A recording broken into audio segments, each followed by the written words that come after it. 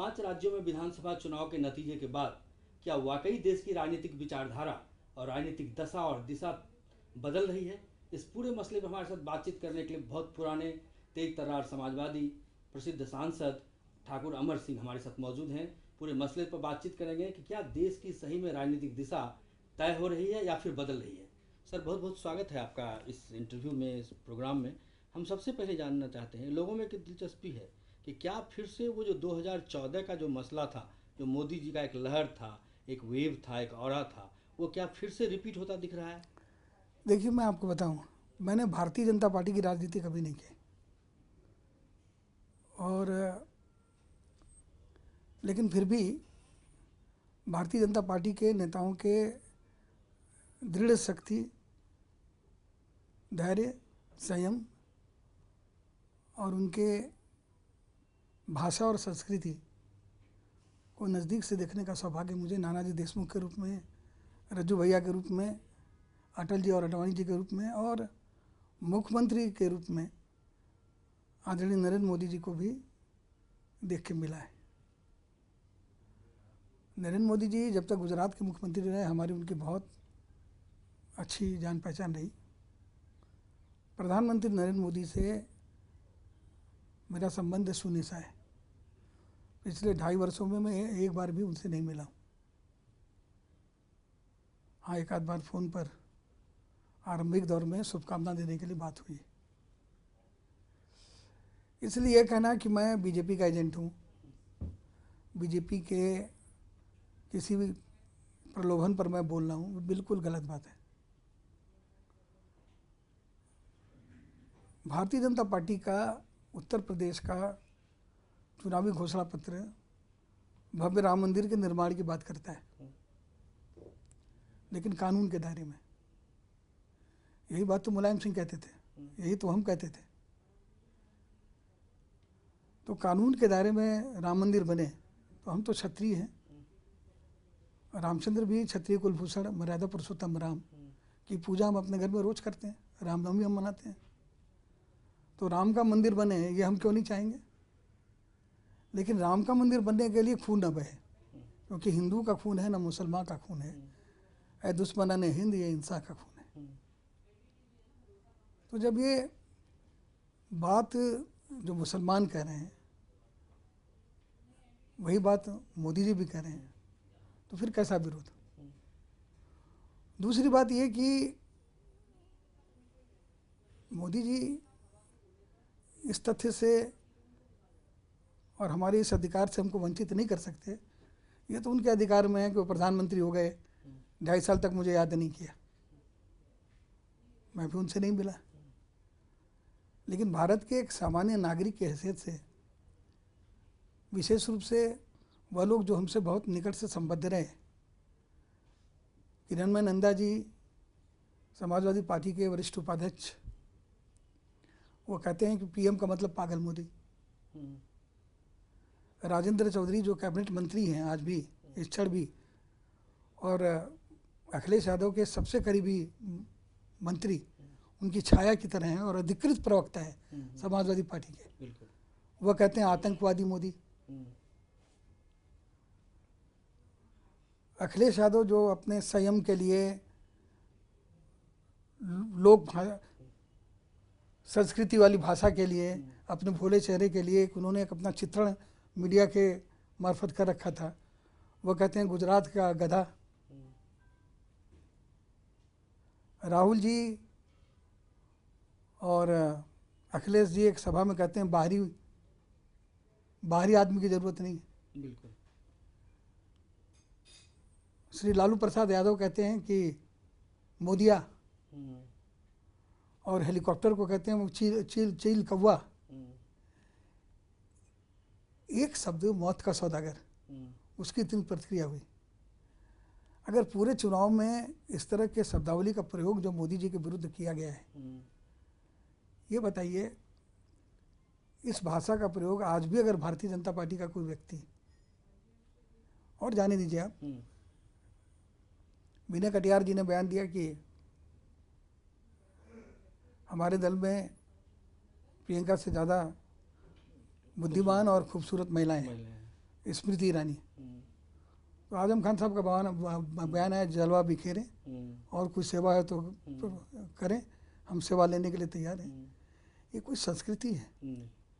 सार्वजनिक मंच पर उन्होंने कहा कि बुआ जी भतीजा जवान हो गया है, बबुआ की गोद में बैठिए, बड़ा मजा आएगा। अब अखिलेश जी कह रहे हैं कि हमें पिता की साइकिल चाहिए, ले ली। हमें पिता की सरकार चाहिए, ले ली। पिता का अध्यक्ष पद चाहिए संगठन का, ले लिया। पिता की साइकिल का चिन्ह चाहिए, ले लिया।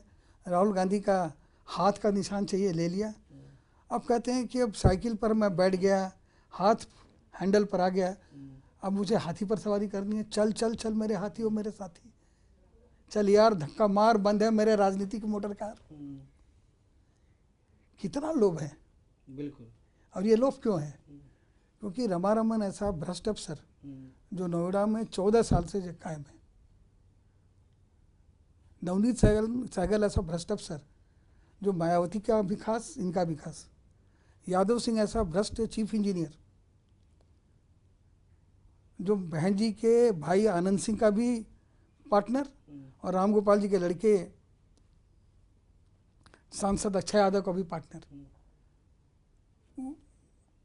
दोनों की कंपनियों में यादव सिंह का समान रूप से अधिकार। 2-4 प्रसिद्ध व्यापारी जो बच्चों का जो खाना है वह भी मायावती के शासनकाल में और अखिलेश के शासनकाल में। व्यापारी और अधिकारी नहीं बदलते, व्यापारी वही रहते हैं जो संग्रहित और संकलित कर सकें, और अधिकारी वही रहते हैं। तो क्या लोग क्या इन चीज़ों को देख चुके हैं बहुत नज़दीक से? क्या वो थक गए हैं, अब वो नई व्यवस्था को चाहते हैं? लोगों में एक परिवर्तन की जो व्यथा है वो दिख रही है। देखिए, मुलायम सिंह जी के परिवार में कोई बचा ही नहीं जिसके पास पद न हो। मोदी जी के परिवार में ऐसा कोई है ही नहीं जिसके पास पद हो। गुणात्मक अंतर देखिए। मुलायम सिंह के परिवार में मसे बिकती हैं, जवानी आती है तो उसका विधायक, सांसद और कोई न कोई पद पर आरूढ़ होना एक जिम्मेदारी है। जैसे लड़की बड़ी हो गई तो उसकी शादी करना जरूरी है, ठीक वैसे ही लड़का जवान हो गया तो क्या करेगा, काम पर लगा दो, कोई ना कोई पद दल में मिल जाता है। मोदी जी के परिवार का कोई भी व्यक्ति मोदी जी के राजनीतिक उत्कर्ष से लाभान्वित है क्या? मोदी जी के प्रति समाज में एक आस्था है, देश में एक आस्था है। मैं संस्मरण पढ़ रहा था, सरदार वल्लभ भाई पटेल के पुत्र उनसे मिलने आ गए। सरदार पटेल बहुत नाराज हुए कि तुम यहाँ क्यों चले आए मिलने। उन्होंने सत्ता के शीर्ष पर बैठ करके अपने बेटे से भी दूरी बनाए रखी, इसलिए वो लौह पुरुष रहे।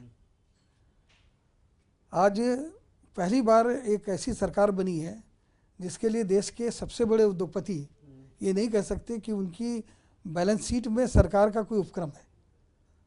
उनके अस्पताल का तो उद्घाटन वो कर देंगे, मुकेश अंबानी का, लेकिन यूपीए की सरकार जाते जाते उनके गैस की कीमत बढ़ा देगी और वो उद्योग भी गुजरात में है। बिल्कुल। लेकिन मोदी जी राजस्व का, देश के राजस्व का 1 कौड़ी अतिरिक्त मुकेश अंबानी जो देश के सबसे बड़े उद्योगपति हैं उनको देने के लिए तैयार नहीं। तो उन्होंने अपनी प्रामाणिकता और इस बात की व्यवस्था अच्छी तरह से प्रचलित और प्रदर्शित कर दी है कि वो किसी की जेब में नहीं है और कोई उनकी जेब में नहीं है। शुरू में तो बात हुई थी कि सूट बूट की सरकार है, ये अमीरों की सरकार है, लेकिन बाद में जब दलित की राजनीति मतलब होने लगी, देखिए दो चीज़ें हुई हैं।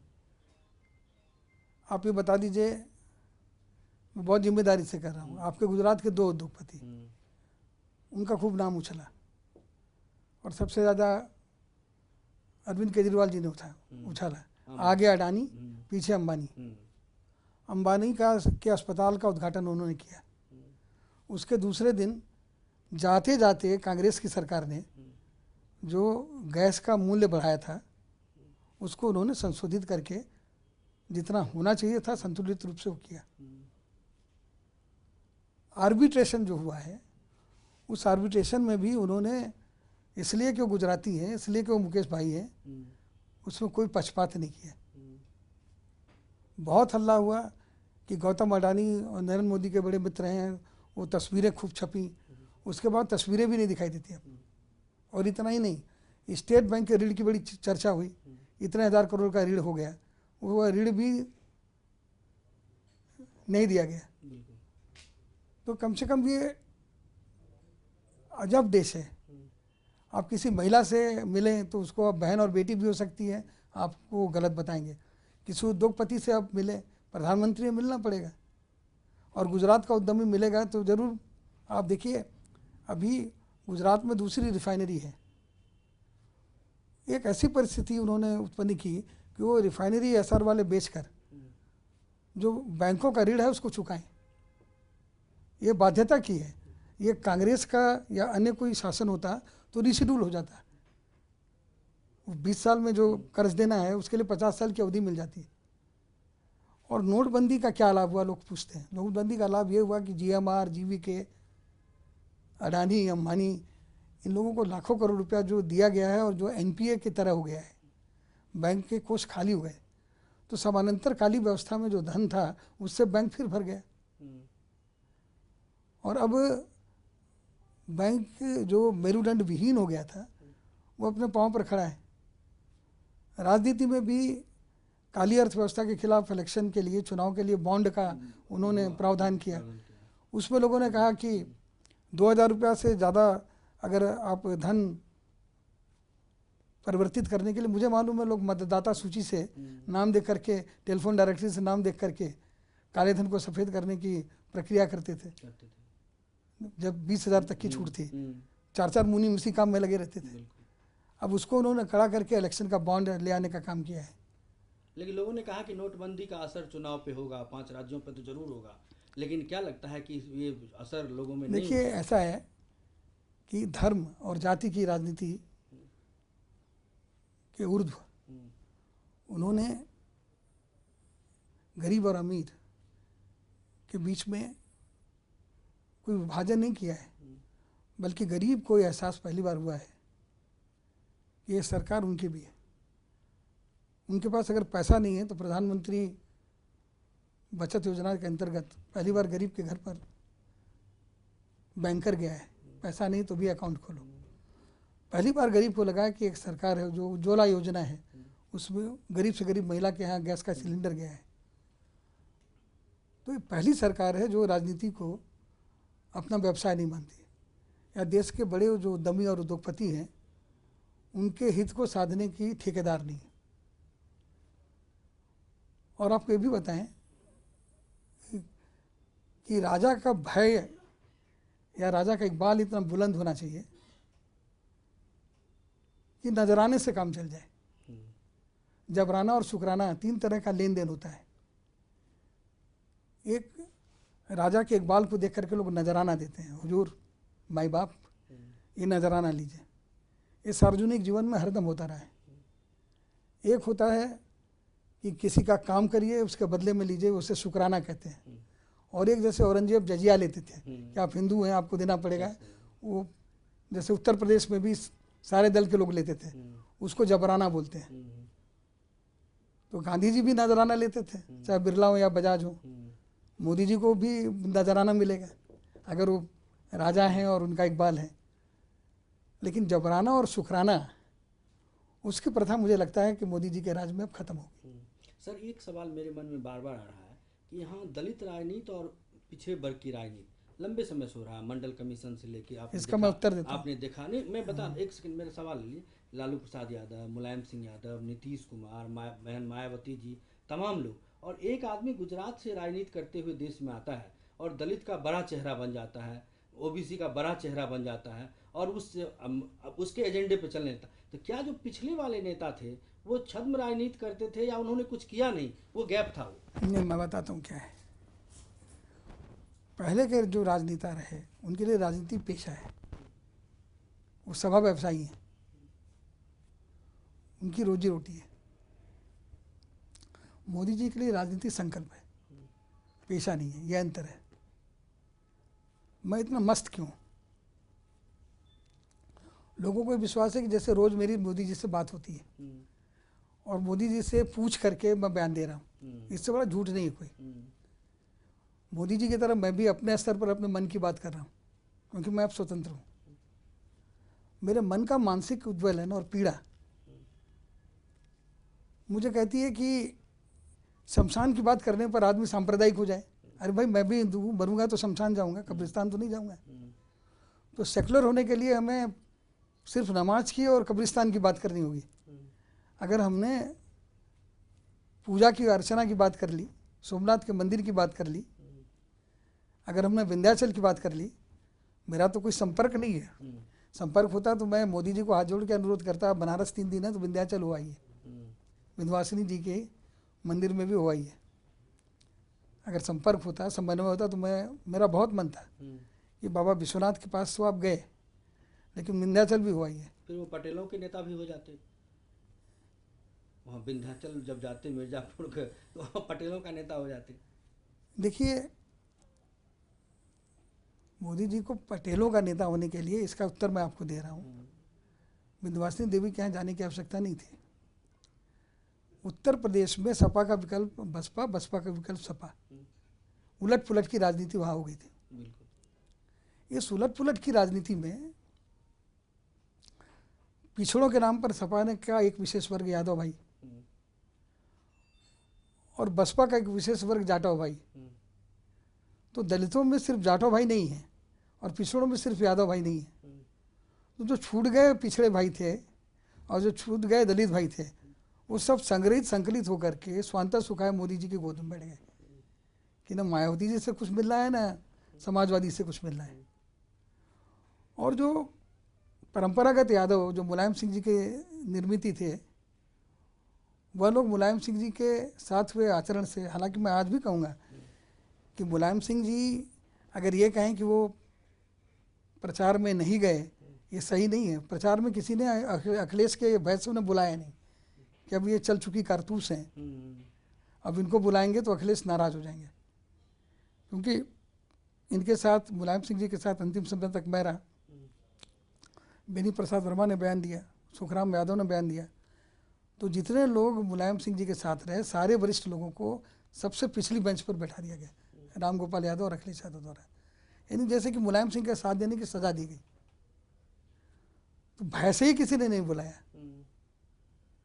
ये अलग बात है कि अब सोचनीय पराजय के बाद कोई उपद्रव हो जाए, क्योंकि इतनी बड़ी दुर्गति समाजवादी पार्टी की मुलायम सिंह के नेतृत्व में कभी नहीं हुई, ये तो सच है। लेकिन इस बीच मुलायम सिंह का चेहरा, मुलायम सिंह जी की अवधारणा, राजनीति में उनके कद्दावर व्यक्तित्व को बहुत बड़ा ग्रहण उनके पुत्र द्वारा लगाया जा चुका है।